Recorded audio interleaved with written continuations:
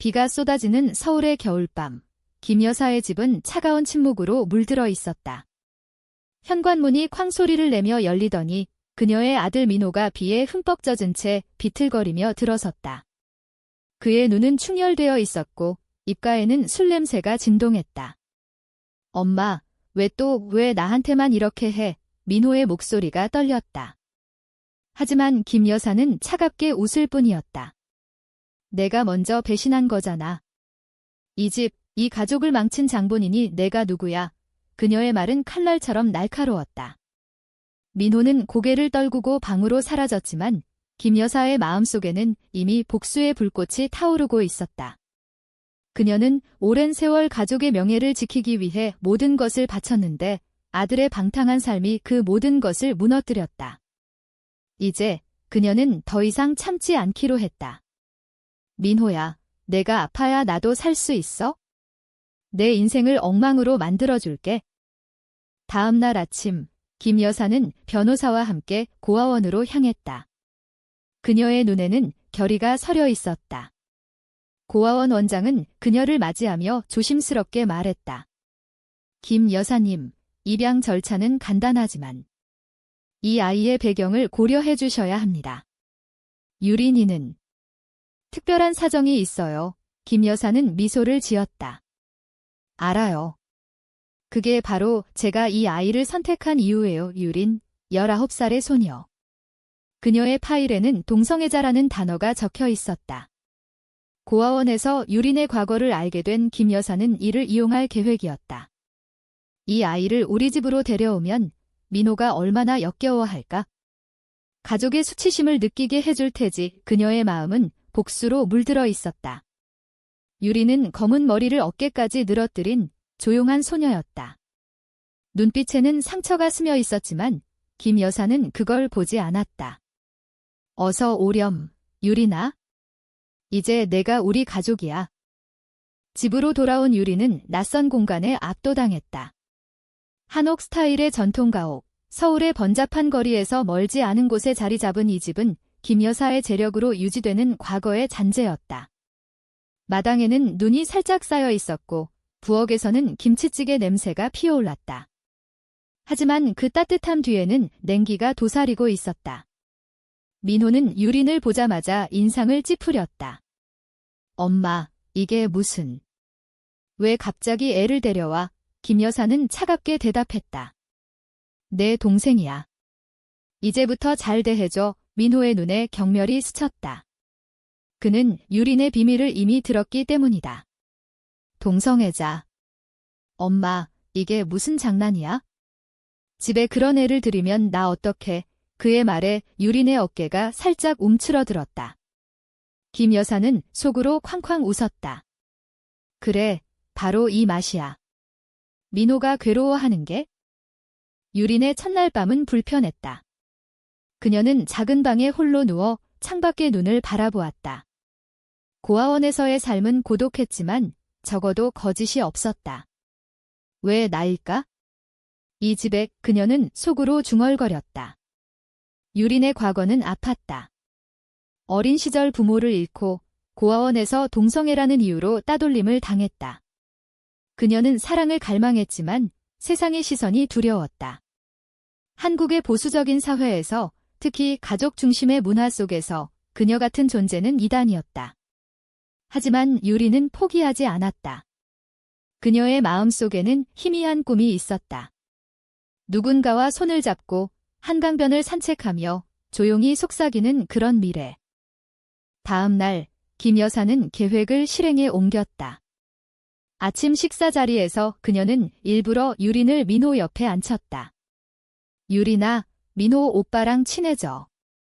오빠가 내게 많은 걸 가르쳐 줄 거야. 민호는 포크를 쥔 손에 힘을 주었다. 엄마, 제발. 이 애가. 나한테 관심 있대도 나 싫어. 유리는 고개를 들지 않았다. 그녀의 뺨이 붉어졌다. 김 여사는 그 광경을 보며 만족스러웠다. 민호가 점점 무너지겠네. 가족의 명예를 더럽히는 게 어떤지 느껴보게. 하지만 그 순간 문이 열리며 또 다른 인물이 들어왔다. 유래였다. 김 여사의 조카 민호의 사촌 여동생. 21살의 유래는 대학에서 미술을 전공하며 자유로운 영혼을 가진 소녀였다.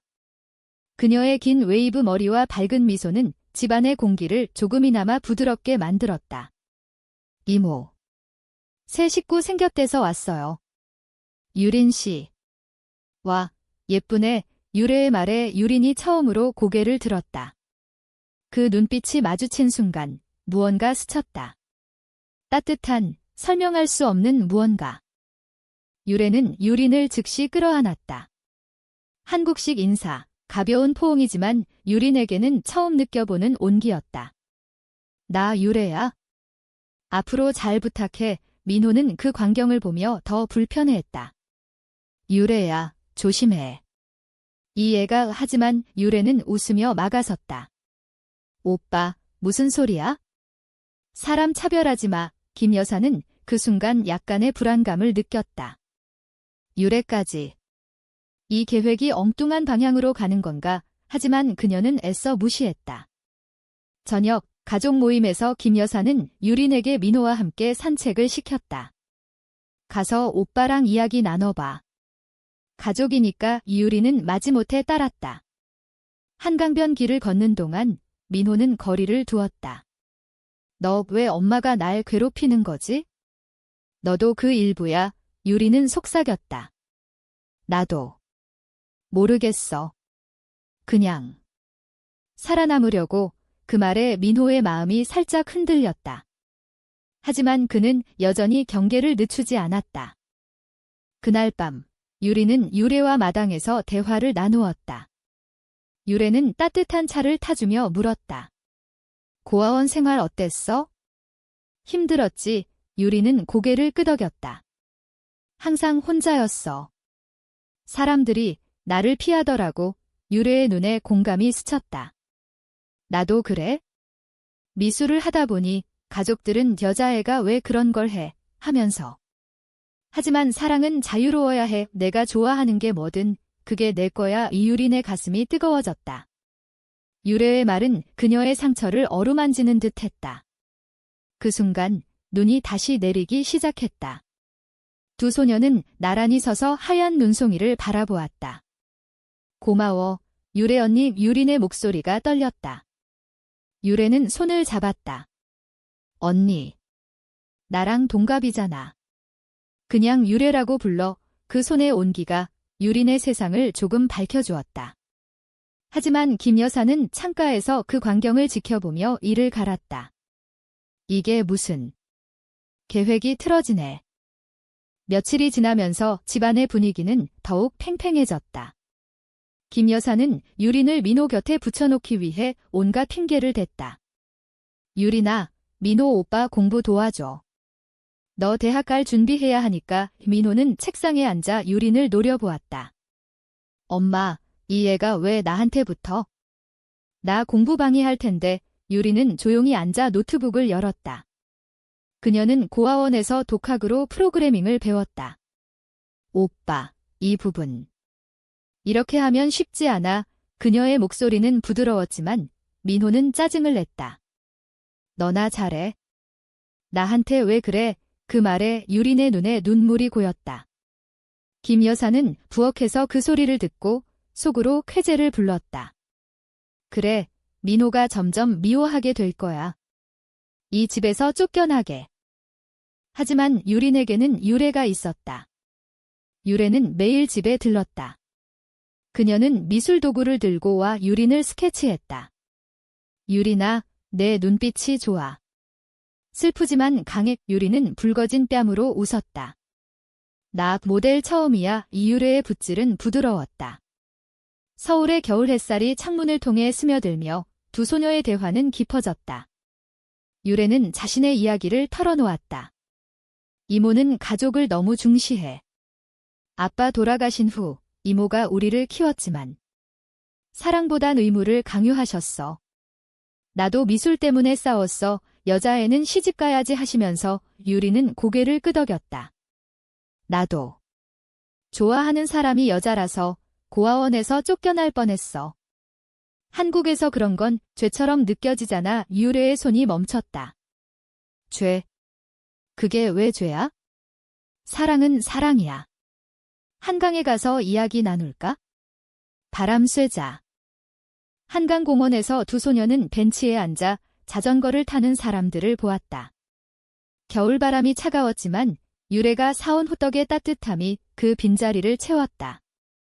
유리나, 내 꿈은 뭐야? 유래의 물음에 유리는 망설였다. 프로그래머가 되고 싶어. 세상을 바꾸는 코드로. 나 같은 사람들을 도와주고 유래는 감탄했다. 멋져. 나도 미술로 세상을 그려보고 싶어. 우리 같이 LGBTQ 커뮤니티 전시회에 나가자. 서울에 그런 곳 많아 유린의 가슴이 벅찼다. 처음으로 누군가 그녀를 나로 봐주었다. 그날 유래는 유린의 손을 잡고 일모를 보았다. 약속해. 서로 지켜줄게. 그 손길은 로맨틱한 드라마처럼 조용히 시작되었다. 한편 김 여사의 계획은 순조로웠다. 그녀는 민호에게 유린의 비밀을 더 강조했다. 민호야, 유린이가 너 좋아할지도 몰라. 조심해. 민호는 토할 듯 역겨워했다. 엄마, 제발 그만해. 나도 스트레스 받아서 술 마신 거잖아. 하지만 그의 말은 공허했다. 민호의 과거는 어두웠다. 대학 시절 그는 사업에 실패해 가족 돈을 탕진했다. 김 여사는 그걸 용서하지 않았다. 내가 가족을 배신했어? 이제 내가 느껴보게. 민호는 밤마다 술에 취해 울었다. 유린을 볼 때마다 죄책감이 들었다. 이 애도 피해자잖아. 엄마의 복수 도구로. 어느 날 유래가 집에 왔을 때 사건이 터졌다. 김 여사가 유린에게 민호의 방 청소를 시켰다. 가서 오빠 방 정리해. 가족이니까 이유리는 문을 열고 들어갔지만 민호는 술에 취해 누워 있었다. 나가. 너 때문에. 그의 손이 유린의 팔을 잡았다. 유리는 비명을 지르며 도망쳤다. 유래가 그 광경을 보고 달려왔다. 오빠. 미쳤어. 유래는 유린을 안아주었다. 괜찮아. 울지마. 김 여사는 그 혼란을 보며 웃었다. 하지만 유래의 눈빛은 차가웠다. 이모, 이게 무슨 짓이야? 유린이를 왜 이렇게 해? 김 여사는 대답 대신 문을 쾅 닫았다. 그날 밤 유리는 유래의 품에서 울었다. 나 왜 여기 왔을까? 유래는 속삭였다. 나 때문에 왔어. 이제 나랑 같이 있자. 그 말은 사랑의 고백처럼 들렸다. 두 소녀의 감정은 서서히 피어났다. 민호는 다음 날 후회했다. 그는 유린에게 사과했다. 미안해. 나 엄마 때문에 미쳤어. 유리는 용서했다. 오빠도. 힘들지. 그 대화로 민호의 마음에 균열이 생겼다. 그는 유래에게 물었다. 유린이 너랑 가까워진 것 같아. 조심해. 유래는 웃었다. 오빠, 사랑은 강요할 게 아니야. 김 여사는 그 변화를 눈치챘다. 민호가 변하나? 아니, 더 세게 몰아붙여야 해. 그녀는 유린의 과거를 더 파헤치기 시작했다. 하지만 그 과정에서 유린의 강인함을 알게 되었다. 유린은 고아원에서조차 프로그래밍 대회에 나가 상을 탔다. 김 여사의 마음에 작은 동요가 일었다. 이 애가 그냥 도구가 아니야? 봄이 다가오면서 집안의 공기는 변했다. 벚꽃이 피기 시작한 서울거리는 로맨틱한 분위기로 물들었지만 김 여사의 집은 여전히 긴장으로 가득했다. 유린과 유래의 만남은 점점 잦아졌다. 유래는 유린을 미술 스튜디오로 데려갔다. 여기서 내 감정을 그려봐. 유린은 처음으로 붓을 들었다. 그녀의 그림은 추상적이었다. 검은색과 분홍색이 뒤섞인 고독 속에 피어나는 꽃. 유래는 감동받았다. 이게 내 마음이야? 아름다워. 유리는 수줍게 말했다. 언니. 아니, 유래야. 내가 있어서 그려질 수 있었어. 그 순간 두 소녀의 시선이 얽혔다. 유래는 유린의 뺨을 어루만졌다. 나도.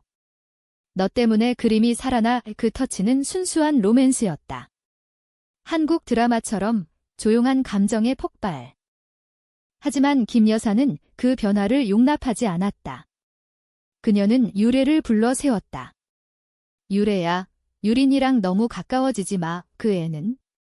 위험에 유래는 반항했다. 이모, 왜 그래? 유린이는 좋은 애야. 이모가 왜 아들을 괴롭히려고 데려온 거 알아? 그게 잘못됐어. 김 여사의 얼굴이 창백해졌다. 내가. 어떻게, 유래는 차분히 말했다. 민호 오빠한테 들었어. 이모의 복수가 가족을 망치고 있어. 김 여사는 분노했다. 이 집은 내 거야. 내가 간섭할 때가 아니야. 그 싸움은 집안을 흔들었다. 민호는 문 밖에서 듣고 있었다. 그의 마음은 갈등으로 찢어졌다. 엄마의 고통도 이해하지만 유린이를 더 이상 못 봐. 고조되는 긴장 속에서 유린과 유래의 사랑은 깊어졌다. 그들은 명동의 작은 카페에서 데이트를 했다. 한국식 디저트, 팥빙수와 함께 속내를 털어놓았다. 유린아, 나 너 좋아해. 처음 봤을 때부터 유래의 고백에 유린의 눈물이 흘렀다. 나도. 하지만 세상이 우리를 용납할까? 유래는 손을 꼭 쥐었다. 할 거야. 한국도 변하고 있어? 프라이드 퍼레이드 가보자. 같이 그 약속은 그들의 유대를 강하게 만들었다. 하지만 민호는 그 광경을 우연히 목격했다. 카페 앞에서 그는 충격에 빠졌다. 유린이랑 유래가 그의 마음에 질투와 혼란이 피어났다. 아니, 질투가 아니었다. 이해였다. 나도. 엄마처럼 사람을 아프게 했어. 김 여사의 계획은 절정에 달했다. 그녀는 유린의 과거를 폭로하기 위해 고아원에 연락했다. 유린의 동성애 기록을 공개해주세요. 가족에게 알려야 해요. 하지만 원장은 거부했다. 그건 아이의 프라이버시예요. 김 여사님, 후회할 거예요. 김 여사는 화가 났다. 대신 그녀는 민호에게 유린을 주혹하게 유도했다. 민호야, 유린이를 내 여자로 만들어. 그럼 내가 이겨. 민호는 거부했다. 엄마, 그만해. 나 이제 안 그럴게. 이 그의 반항은 김 여사를 분노케 했다. 배신자. 너도 유린처럼 될 거야. 집안은 전쟁터가 되었다. 그날 밤, 유린은 유래에게 전화했다. 유래야, 나 무서워. 이 집이 나를 삼킬 것 같아. 유래는 달려왔다. 마당에서 두 소녀는 벚꽃 아래 안겼다. 도망치자. 같이. 하지만 그 순간 김 여사가 나타났다. 이게 무슨 짓이야? 유린, 너 때문에 민호가 이 그녀의 손에 쥔 서류는 유린의 과거였다. 동성애자. 이 집에서 나가. 유린은 무너졌다. 왜 나를 데려온 거예요? 김 여사는 솔직히 털어놓았다. 민호를 괴롭히려고. 내가 완벽한 도구였어. 유래는 소리쳤다. 이모. 사랑을 범죄로 만드는 거예요. 그 대치 속에서 민호가 끼어들었다. 엄마, 그만해. 나 때문에. 모든 게 엉망이야. 유린이, 유래. 미안해. 충돌은 폭발했다. 김 여사는 유린을 쫓아내려 했지만 민호가 막아섰다.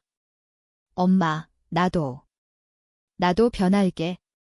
술 끊고 일 시작할게. 하지만 유린이를 내버려둬. 유린은 눈물을 흘리며 유래를 안았다. 사랑의 그 고백은 모두를 멈추게 했다.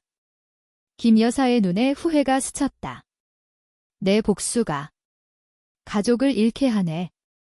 여름이 오면서 집안의 상처는 천천히 아물기 시작했다. 김 여사는 홀로 마당에 앉아 김치 담그는 일을 했다. 전통적인 한국 가정의 의식, 그 반복 속에서 그녀는 자신의 잘못을 돌아보았다. 민호를 사랑한다고 하면서 왜 이렇게 아프게 했을까? 그녀의 눈물은 소금기에 섞였다. 민호는 약속대로 변화했다. 그는 직장을 구해 열심히 일했다. 엄마, 나 이제 알았어. 가족은 용서로 사는 거야. 의 그의 말에 김 여사는 고개를 끄덕였다. 하지만 유린과 유래에 대한 미안함은 여전했다. 유린과 유래의 사랑은 꽃피었다. 그들은 서울의 작은 아파트로 이사했다. 유리는 프로그래밍 회사에 취직해 앱을 개발했다. LGBTQ 커뮤니티를 위한 채팅 앱, 무지개 연결. 유래는 그 앱의 로고를 그렸다. 분홍과 파랑이 어우러진 부드러운 우리 이야기야. 그들은 주말에 남산타워로 갔다. 케이블카 안에서 손을 잡고 서울의 야경을 보았다. 유리나, 내가 있어서 살아. 유래의 속삭임에 유리는 키스했다. 가벼운 감정의 절정. 한국 사회의 시선은 여전히 따가웠지만 그들은 서로의 버팀목이 되었다. 김 여사는 변화했다. 그녀는 유린에게 편지를 썼다. 미안해. 내가 내 인생을 바꿔줬어. 가족으로 받아들여줄래? 유린은 울며 돌아갔다. 집에서 김 여사는 유린과 유래를 안아주었다. 사랑은 모든 걸 이겨. 민호는 웃었다. 엄마, 이제 우리 가족 완전해. 그 모임에서 그들은 송편을 빚었다. 추석의 전통처럼 함께 웃으며. 하지만 완전한 행복은 아니었다. 한국의 보수적인 문화 속에서 그들의 사랑은 여전히 도전이었다. 프라이드 퍼레이드에서 그들은 무지개 깃발을 들고 행진했다. 우리는 여기 있어. 유린의 외침에 유래가 합창했다. 그러나 비극의 그림자가 드리웠다. 김 여사의 건강이 나빠졌다. 암 진단. 병원 침대에서 그녀는 속내를 털어놓았다. 내 복수가 나를 아프게 했어? 하지만 너희 덕에 용서 배웠어. 유리는 그녀의 손을 잡았다. 엄마, 우리도 용서해요. 함께 이겨요. 김 여사는 미소 지었다. 고마워. 이제 가봐. 행복하게 살아. 그녀는 평화롭게 떠났다. 장례식에서 가족은 울었다. 하지만 그 눈물은 슬픔만이 아니었다. 치유의 눈물. 결말은 비극적이지만 희망적이었다. 유린과 유래는 결혼식을 올렸다. 작은 가족만의 한복을 입고 한강변에서 민호가 축복했다. 언니들, 영원히 행복해. 그들의 사랑은 한국의 전통과 현대를 아우르는 인간적인 빛이었다. 복수의 계획은 뒤집혔고 그 자리에 진정한 가족이 자리 잡았다. 사랑은 결국 모든 걸 바꾼다.